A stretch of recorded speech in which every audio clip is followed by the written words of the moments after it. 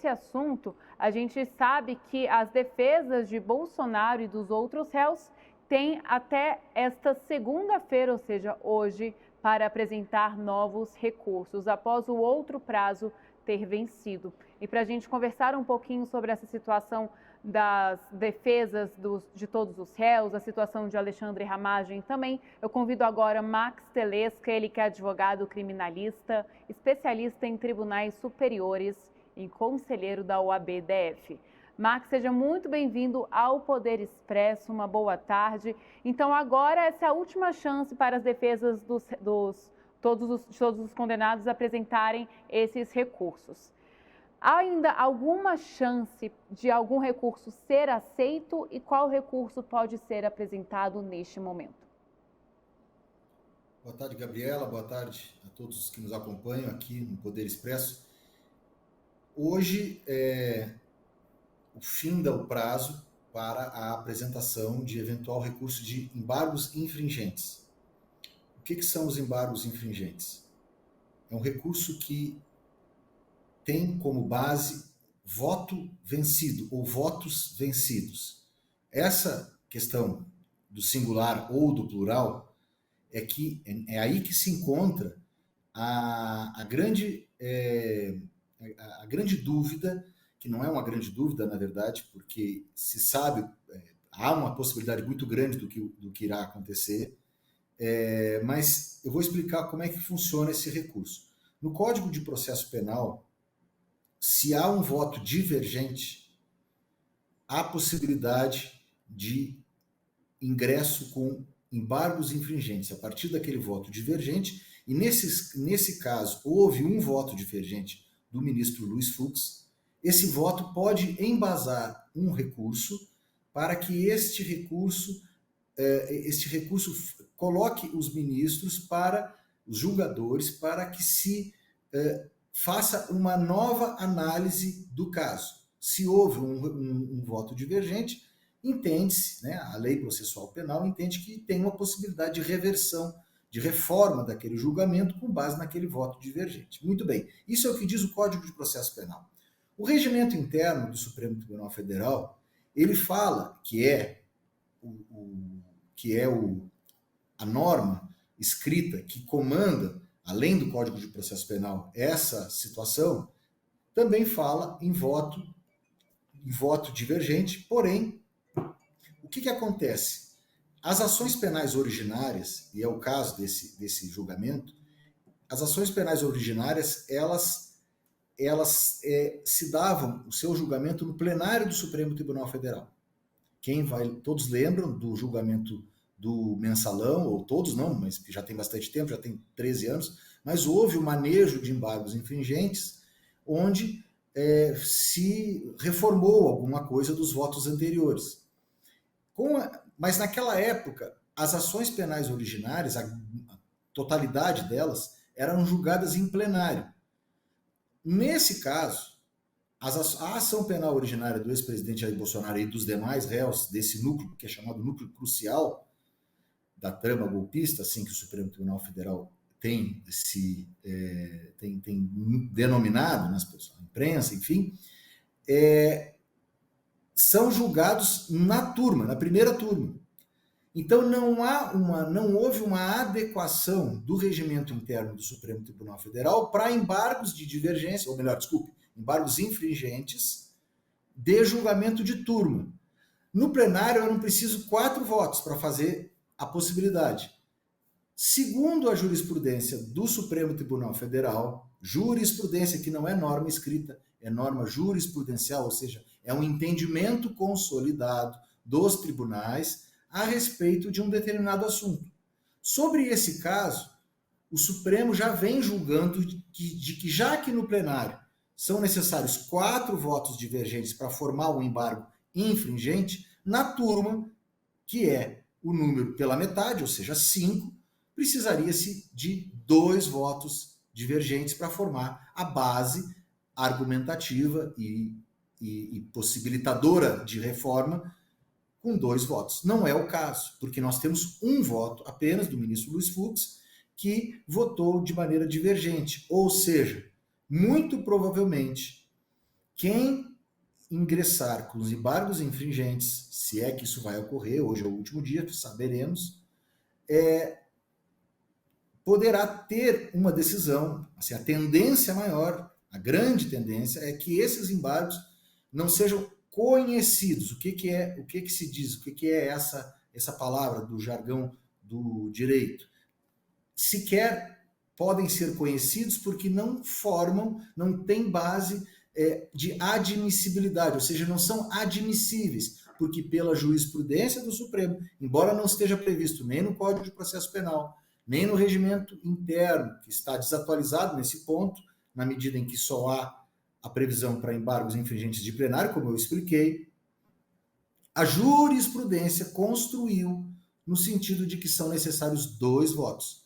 Então, é dever do advogado, sim, os advogados de defesa têm o dever e têm a possibilidade legal de tentarem mudar a jurisprudência do Supremo. Eles estão dentro do que lhes é cabível, né? Eles podem fazer isso, devem, inclusive, para defender os seus clientes. Agora, se eles terão ou não sucesso na tentativa, já é uma outra situação. Então, eu queria ser bastante didático em dizer o seguinte: um voto divergente, pela jurisprudência atual do Supremo, não faz a possibilidade de sucesso de um embargo infringente. Teriam que ter 2 de acordo com a jurisprudência, mas os advogados podem fazê-lo porque têm o direito de tentar mudar a jurisprudência do Supremo Tribunal Federal. Certo, doutor. E tendo esses recursos negados, no caso de Jair Bolsonaro, pode emendar uma prisão na outra, né? Essa prisão preventiva que ele está na PF, ele continuar na PF, ou então ir direto para a Papuda ou para o QG, como que fica essa situação na prática? Também não é bem assim. Vamos lá. O que acontece? O recurso é manejado, né? No nosso jargão chama-se interposição. É interposto o recurso de embargos infringentes com base num voto só. Quem que analisa esse recurso? É o ministro Alexandre de Moraes, porque ele é o relator do caso. Ele vai dizer isso que eu estou dizendo. Vai dizer, não, eu acho que ele vai dizer isso que eu estou dizendo. Não é cabível o recurso de embargos infringentes quando apenas um voto divergente existe, de acordo com o precedente tal, e aí ele vai citar os precedentes anteriores, que já examinaram situações idênticas a essa, ou seja, embargos infringentes com um voto divergente só, e ele vai fazer uma coisa que se chama negativa de seguimento, ou não conhecimento do recurso. Muito bem. Publicado esse acórdão, não é nenhum acórdão, é uma decisão monocrática do ministro de admissibilidade do recurso. Ele poderá dar esta decisão, e desta decisão ocorrer mais um recurso chamado agravo interno. O agravo interno, quando todos os demais ministros analisariam o cabimento dos embargos infringentes junto com o ministro Alexandre de Moraes, que teria dado, hipoteticamente, estou fazendo uma hipótese aqui, que é o que normalmente acontece nesses casos. Nega-se segmento, publica-se a decisão, corre mais um prazo, e aí entra a defesa pode ingressar, ou interpor, como é o nome correto, um agravo interno dessa decisão, e aí os demais ministros votariam com o relator ou não, e aí sim, teria que se publicar esse acórdão, e da publicação desse segundo acórdão, aí poderemos pensar já no trânsito em julgado da sentença penal condenatória. No caso, um acórdão penal condenatório. E aí sim, o início da execução da pena definitiva, e não o que está acontecendo hoje, que é uma prisão cautelar. E essa questão de Alexandre Ramagem, como que fica? Ele realmente pode ter essa prisão preventiva? Ele diz que é ilegal e ele estaria realmente seguro nos Estados Unidos? O Alexandre Ramagem, parlamentar, ele foi condenado.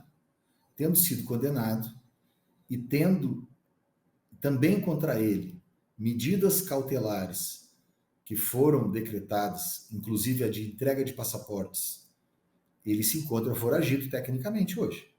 Ele pode estar nos Estados Unidos, ele pode estar lá num hotel, num condomínio, pode colocar, fazer o vídeo, né? Mas ele está tecnicamente foragido. Hoje, a situação dele é de um réu foragido da justiça brasileira.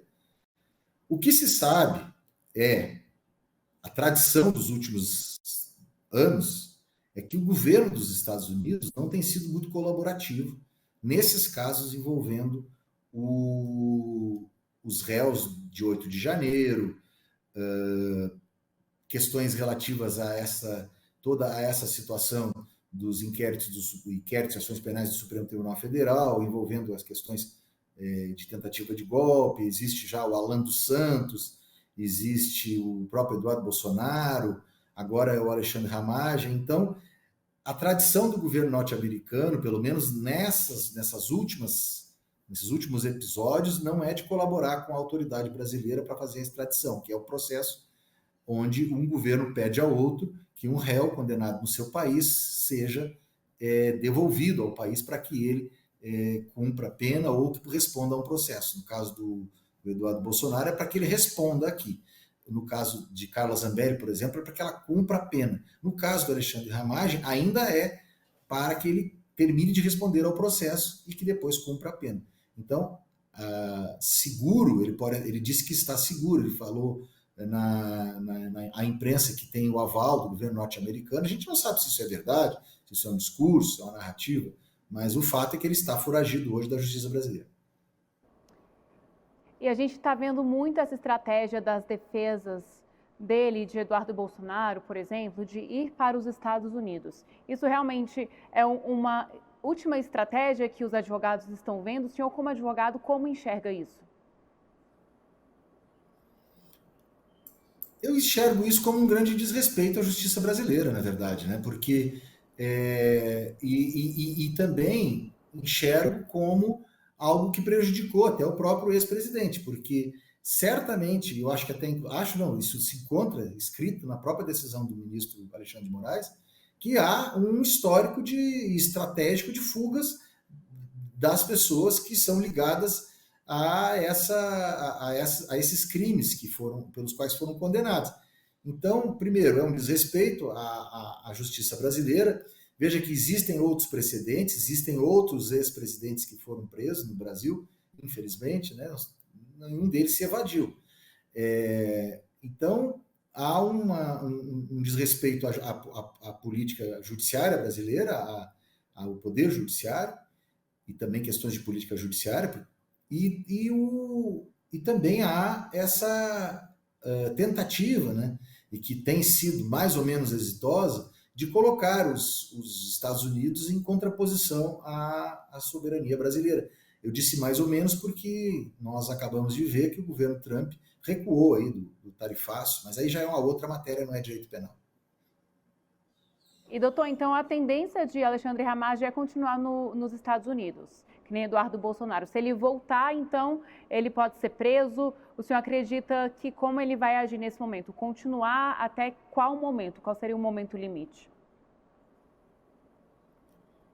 Não tem como saber, porque ele está lá nos Estados Unidos foragido, está buscando se evadir, está evadido. Se ele vier ao Brasil, ele provavelmente não, ele será preso, os dois, na verdade. Só que, veja, vamos fazer aqui um exercício de previsão, coisa que é muito difícil no direito e na política. Eles estão contando com o quê? Contando com uma mudança institucional só. Só pode isso, porque a justiça brasileira é o último grau que os julgou, é o Supremo Tribunal Federal. Então, a não ser que haja uma mudança, por exemplo, no Congresso Nacional, anistia, ou coisa que valha, ou uma mudança de governo em que ocorra indulto, a aposta é muito alta. A aposta é uma aposta em mudanças de escala altíssimas sob o ponto de vista, seja do Poder Judiciário, seja do Poder Executivo, de política institucional.